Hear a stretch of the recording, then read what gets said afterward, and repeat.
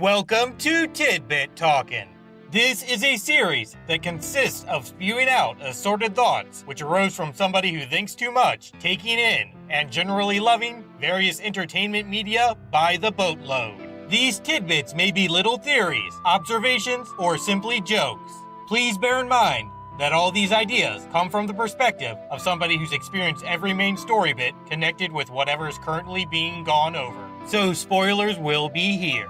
However, other works set in a shared continuity will typically solely be referenced in a way that only makes sense to anybody who's also fully experienced those ones up until their same time occurring points. Sort of a coded nod kind of deal. Now, with all of that out of the way, here we go.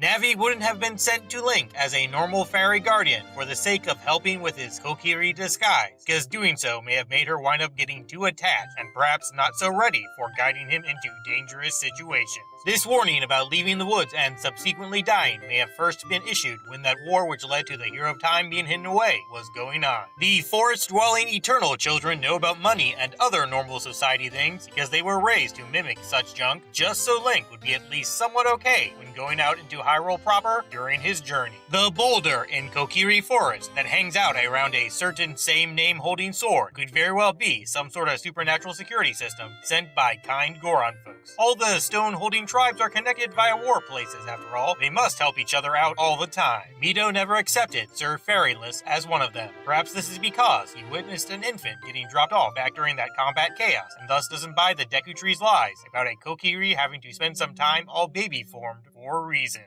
There are doors inside the Great Deku Tree, so any eternally young green clothing models that wander in don't face something much more dangerous than what they'd encounter on the outside, like Deku Babas. The worst they'd come up against is that ceiling-attached Skulltula, which should be enough to scare them into fleeing before coming anywhere near whatever guardian should be protecting that precious emeraldy stone. Certain wise giant floor-contained Deku scrubs calling Link Master might have something to do with them being planned as part of less magical tri-bleeding plant death-filled hero trials. That is, if a certain better than usual Oki dude knew Demon King folks were up to stuff, but he didn't get attacked by mutant spider horror involving curses, there'd be somewhat gentler challenges inside him, which culminated in facing at least one giant bushy plant man or something. From our Tunic toting time traveler's point of view, Navi emphasizes words like lock because he's never heard them before in his sheltered little forest life. The Great Deku Tree might have waited until his death was inevitable for hero help harnessing, both so he could lure Ganon into a false sense of security, and also to aid Link in learning about dealing with grief before real-world events hit this little dude way too hard. The impressive branch haver may have told Saria about her Forest Sage role and how Link holding that crazy Kokiri Emerald would mean everything about ultimate evil facing has already been set into motion. Hence this poor girl knowing about her dear friend having to leave the forest someday and being incredibly sad when it finally happens.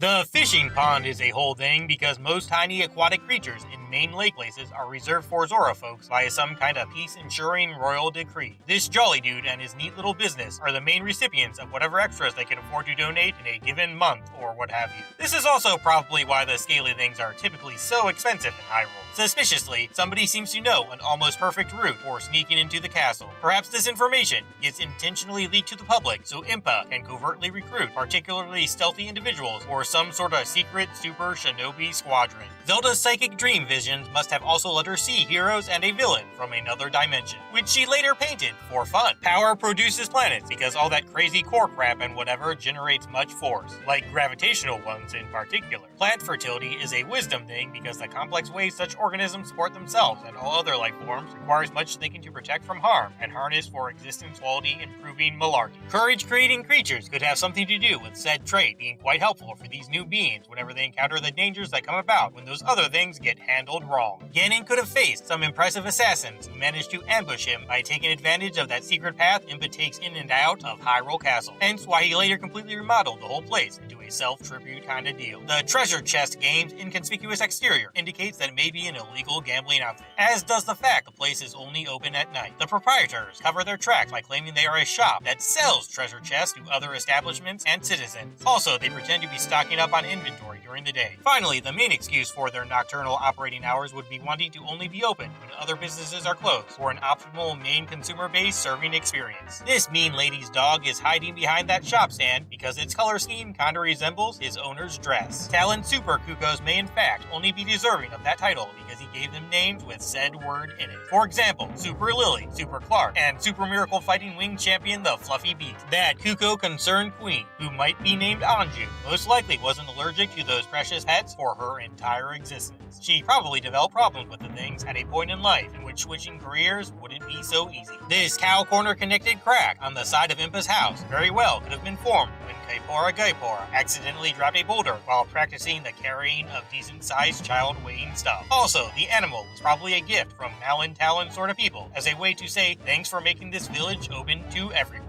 On that note, this little Lon Lon Ranch found hidey hole might be where Talon breeds cuckoos of both the regular and super variety. Gold Skull Chulas are relatively defenseless, so anybody can kill them and help this cursed family out. The cure is about teaching them kindness, not might. That Bombchu Bowling Alley's owners must be some folks with permission to go up Death Mountain. They can't resume regular retailing until the biggest source of fantastically fiery flowers, whose fruit bears raw materials for bombs, Dodongo's Cavern, is reopened to the public. Kinda connected, the various business scrubs located in that cave are there for providing those explodey plant farmers with supplies in a pinch. Those two Lizolfos Link must defeat here must have been banging in the little room behind that lava fall. Their stress-relieving sessions getting disturbed is what angers them enough to attack a young invader. On the other hand, these two are overly aggressive because they don't have a hideaway to pleasure each other in. The bomb bags, which are stated to be made from a Dodongo stomach lining, aren't just used because no other storage option can prevent early explosion events. There very well could be another bit of said crafty concussive convection crap container coming from said creature. Specifically something that lights fuses upon bomb removal. Like say a Uvula kind of thing. The aforementioned hypothetical organ might be what naturally ignites that wacky fire breath. Normally, there's probably a Goron working here constantly making bomb bags and restocking that chest with them. Once the thing's full with like 10 or whatever, he brings it to Goron City at his shift's end. He of course repeats this process 5 busy days of almost every week. The Rolly Rock people must regularly hunt Dodongos in order to eat. It's just the things got tricky now because Ganon made it so there are currently more dangerous predators than experienced hunters. Plus, the giant one's kind of its own unique situation.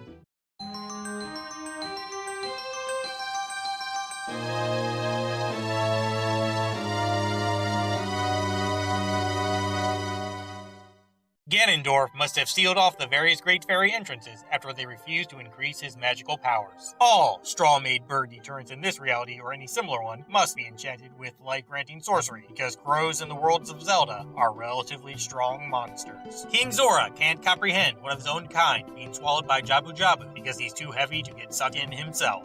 Throughout the ages, Lord Giantgills may have accidentally consumed several tools and weapons like the boomerang. The drenched deity could very well be capable of willingly reshaping his innards to help out righteous individuals who wind up inside him by forging puzzles based on what they currently possess and later grinding whatever else is needed. His present parasite problem made things more difficult this time around though, hence Link's trouble level not differing that much from other dungeons. Zelda's vision producing involved taking over Link's body and making him get ashore before learning the Song of Time. Done both so the corruption-culling kid doesn't get water in his fancy new ocarina, and also so he doesn't, drown. Trusted soldiers would have been told about what Zelda wanted to give Link because she heard rumors that he's prone to getting distracted in town. Thus, these folks were let in on things just in case he was oddly occupied whenever she wound up fleeing. These forest stage located scrubs are so interested in seeing beautiful faces because young ones can't peek above ground too much as a result of danger avoiding and proper nutrient absorption ensuring growth hoopla. They really gotta make each surfacing worth it. This Kokiri Blade would have been forged with a design which somewhat resembles the Master Sword, so Link would grow up with extra muscle memory contained confidence regarding his heroic improvement potential.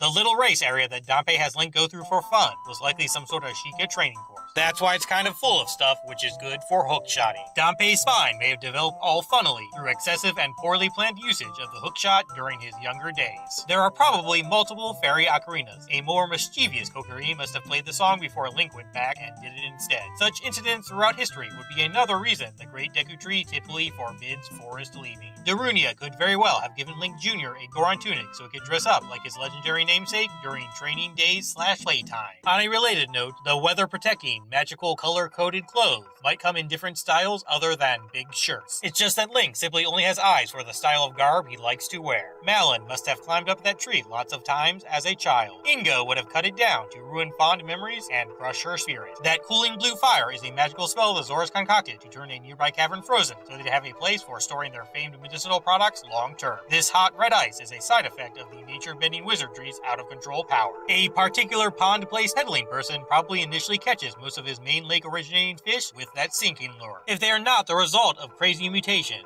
perhaps golden scales happen whenever Zoras receive some magical defense upgrades from a great fairy. The Skull Kids attack Link as an adult because they think he killed a defenseless Kokiri and enslaved that fairy. Navi points out the obvious situation where a certain corridor is all twisted because she's been to this temple before as part of some kind of hero guidance related training session, and thus knows being all swirly isn't associated with default formations. Many Ganon commanded soldiers who were tasked with laying waste to Door of Time opening kid homelands must have died after having direction problems in certain wooded areas, hence why the Forest Temple houses so many Stalfos. On a related note, Phantom Ganon is there commanding those elite Moblin troopers because the big man wants to personally oversee Operation Ruin That Green Dude's childhood, but also couldn't risk leaving his castle unguarded. The Lost Woods must normally connect with many different locations, but there's currently magical security junk in place, so Link doesn't accidentally wind up in an alternate universe or even hell. Saria's song might cause said stroller safety sparking sorcery, even when it's feigned due to the lady herself being either trapped or other reality located. Adult Link can obviously use the items he had as a child. The daring dude simply chooses not to, because wielding them is too depressing since it reminds him of how much time he's lost. Another thing, younger evil king-dreading green-loving hero could use the hookshot and fairy bow, but willingly leaves them behind in the future Temple of Time, so others who know what these things are don't get confused when witnessing him carrying them, even though their storage places have clearly never been entered. Plus, time paradoxes might happen if he doesn't do that.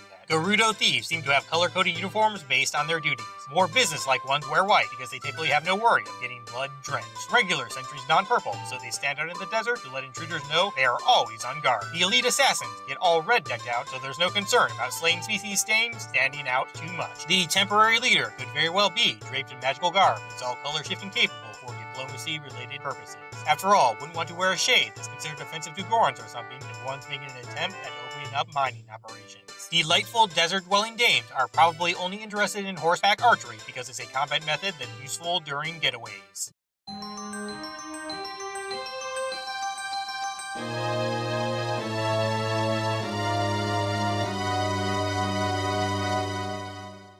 The bottom of the well, where certain Chica soldier sorcerers sealed something, is stocked up with flashy nuts, just in case one of them need to escape in a particular fashion. Somebody mimicking them makes famous later on. Those wonderful eye-adoring ninjas would have kept Deku shields around, so they could develop techniques with the things that could get passed down to whoever winds up being Time's hero. A big Poe may be someone who died right as Ganon seized Hyrule Castle that's been building up hatred for a full 7 years. Those green ghosts were likely Kokiri while alive. Speaking of which, those wooded holy place guarding Spectre sisters from earlier are likely resentful rejects who are bitter about not becoming the place's chosen sage. These blaze-belching blocks kinda resemble Gorons. They must have been constructed this way to intimidate Volvagia with images of the hero who slayed him, just in case he escaped a little bit. Those wooden planks that are ablaze inside a volcano for whatever reason might be made from the more traditionally planty parts of bomb flowers. This hidden area one can access with a magic hookshot elevator might be where Volvagia was initially sealed. Some properly equipped Sheikah would have been responsible for checking in on him up there.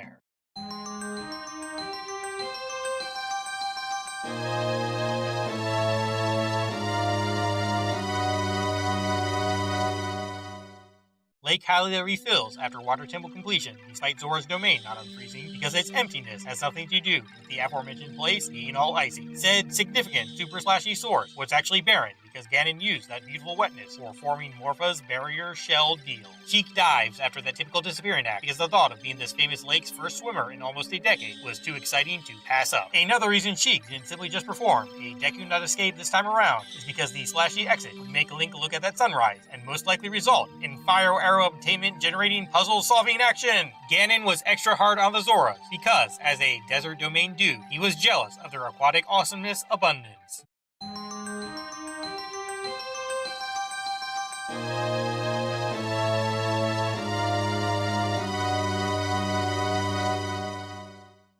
shocked Bongo Bongo becoming powerful enough to escape probably occurred because Sheik was so busy checking on the Zoras and Gorons that performing proper maintenance on his magical cage wasn't feasible. Of course dead Dompe loves racing a lot. After becoming all incorporeal, he no longer has to worry about those troublesome movement-reducing impairments like limbs and whatnot. That lonely, carpet-based bombchu salesman may have been the only other male Ganon ever met before becoming an adult and leaving his sandy home. This whole isolation situation, coupled with the fact that said fellow was creating such violent act-helping potential-filled items, makes him a prime candidate for befriending the young Ganon. Once Captain Triforce Coveting takes over Hyrule, he makes a certain lair-found puzzle require a bombchu in tribute to his quirky pal. That invincibility item granting Great Fairy near those wonderful Gerudos may have chosen this place as her home, so said super-strong Shi society could have a better chance at stopping Ganon if legendary heroes and masterful swords weren't readily available. Naboru, playing dumb about Sage and Hero of Time related information, must be because she's worried about being spied on by Kome and Kotake. Seems some Stalfos were originally sent by the Great Deku Tree to assassinate Ganon, right after he initially cursed said wonderful wooden wizard. The aforementioned evil dude, of course, brainwashed them immediately afterwards. Ganon must have ordered Twin Rova to try and breed like-likes capable of devouring the Mirror Shield inside its Spirit Temple home after finding out Link would go after it. Some Skulltulas not being around in both time periods is merely caused by them deciding upon different home turfs throughout the ages. The Witch Warfare showcasing battle arena is very similar to Ganon Throne Room. Perhaps he made sure his main lair wound up like where he got trained to fight both physically and magically, so any intruders could receive the most efficient thrashing possible. Apparently, Gerudo women don't consider this situation creepy. Must have something to do with bizarre cultural stuff that arose from never having more than one native man around. Full function fueling, fairy formation flings up because of a peculiar abundance of magic. Maybe large deposits of whatever stones are used to make those wonderful war pedestals are close by, underground, in many places. The Gerudo training ground could very well be for forging fierce feminine fighters who are capable of puzzle solving and magical tool using to degrees matching certain foretold champions. This place comes in very handy, whether one is seeking to learn about either helping or hindering regarding hero hubbub. The ice arrows must have accidentally been developed by some stealing skilled sorceresses while they were attempting to make a magical cooling system.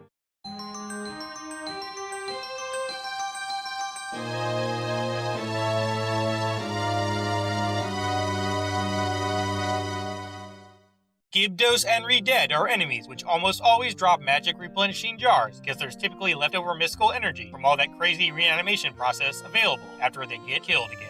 There are bomb flowers aplenty in the Shadow Temple because it was built inside Death Mountain, or at least within a same range contained giant rock cluster. These Stalfos must have gotten here through a warp like that Lost Woods one.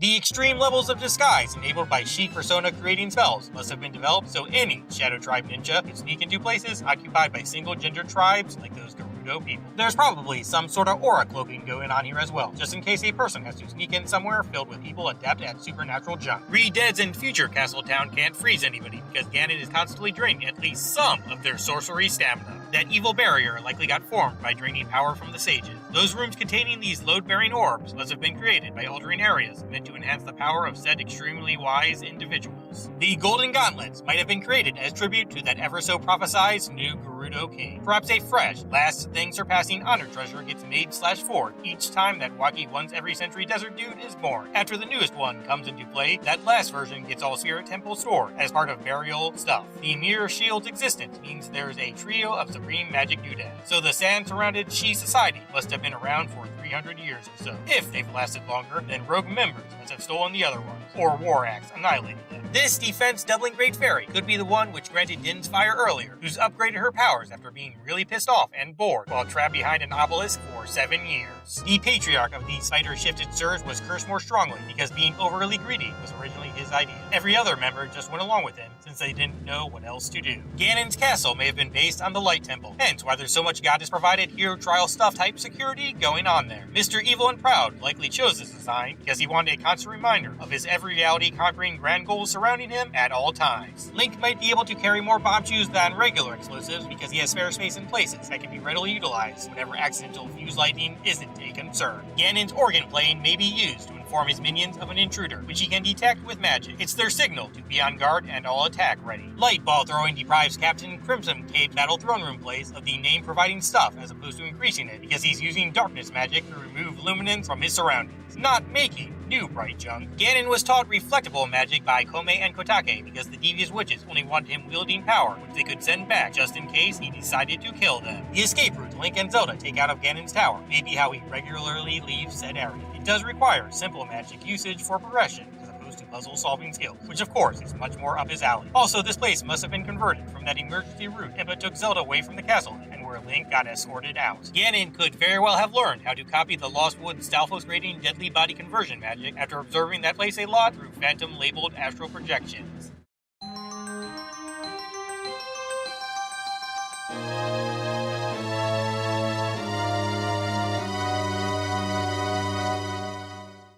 The 3 Sacred Stones and subsequent other game-contained required for Master Sword grabbing mystical trio deals could have very well been formed in those fun, fantastic forge-fueling flames from Skyward Sword. That green sludge might have been caused by another sacred ground corrupting magic situation like what happens in the Ancient Cistern's basement. Zora scales must regenerate fast and possibly mutate with new attributes under certain conditions. This would allow the species to both make some sweet side money by selling their Sorta skin at elite markets and also survive in other more oceanic watery areas if need be. Owlroo wants to help Link get to a certain temple at the exact right time to both prevent said kid's death and also give him a chance at getting any accessible holy realms open before Ganon. Speaking of which, sacred realm openings change alongside the place itself in order to mirror Hyrule's current state. Hence why sometimes you need to wield various junk as magical passports in different eras. Also, neat thing, the precious relic movement during this door's opening kinda resembles that Triforce piece unification Skyward Sword Link witnesses after completing a certain holy key. These floor-located arrows were left by those desert dragon overseen robot dudes initially tasked with building the forest temple. They were instructions on where stairs should be built. Those bizarrely bulky blocks were merely temporary solutions for going up floors. Unfortunate dying folks lost in these woods must become Stalfos because the dimensional distortion that leads to Termina makes them unable to pass onto proper afterlife places whenever they die near it. Practically everybody who got supernatural skeleton shifted died of starvation and or old age from never finding food in that terrifying tree trap. The carpenter's son was already malnourished, so he perished pretty promptly. That room with this frozen eye puzzle may contain a poison pool connected to the same source as Ancient Cistern found once. Both places are located in the Faron province, after all. Both hook shots seem like they were originally part of a longer matching set like the claw one. Dampé must have stolen one from the water temple and later broke it, but could only fix it by settling for a shorter reach. This set of events would have resulted in that dark copy making supernatural protection coming into play. Rauru might have put a giant time shift stone underneath the Master Sword. Striking it afterwards is what rewinds everything by 7 years. Perhaps if other powerful magic came into play, like say some sort of mystical flood, the runic rock would develop different temporal tampering properties instead, such as freezing creatures in one specific moment. People who most represent certain traits get appropriate Triforce pieces whenever one who isn't balanced touches it. Link and Zelda, the greatest examples of wisdom and courage, have never caused a split like this when Triforce tampering. Apparently, balance doesn't mean equal in this case, but rather not letting oneself be completely controlled by a specific aspect. Ganondorf openly and fully embraces Evil King as an official title because of Demise's influence. On top of super stealth sorcery, the Hidden Princess must have been studying how to counter events from corrupt Triforce wielding. Hence, she learned how this appropriately named Ocarina can seemingly rewind time in the right hand. She must have also found out about being a goddess reincarnation and time shift stone stuff too, while researching everything. Anyway, Zelda accidentally made another history for Link because the Triforce of Power currently being locked away made her innate divine essence act all screwy. Navi went away because she was told that at some future point, the Great Deku Tree would decommission/deactivate Fairy Guidance once Kokiri Korra converting completed. The Master Sword glowing during final battle chaos is Fi deciding to power up by regaining consciousness a little bit so she can better help her master finish off whoever's currently holding that wacky Demise dude's demonic power. When Link gets sent to what eventually becomes the child timeline, he must still have that adult history spiritual stones with him. The fact that there are now 2 of each rocky relic in one reality is what proves to King Hyrule that hearing this kid out about Ganon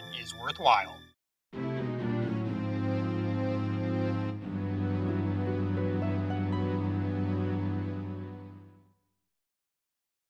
Endings are a pain, but all of you are fantastic. See ya.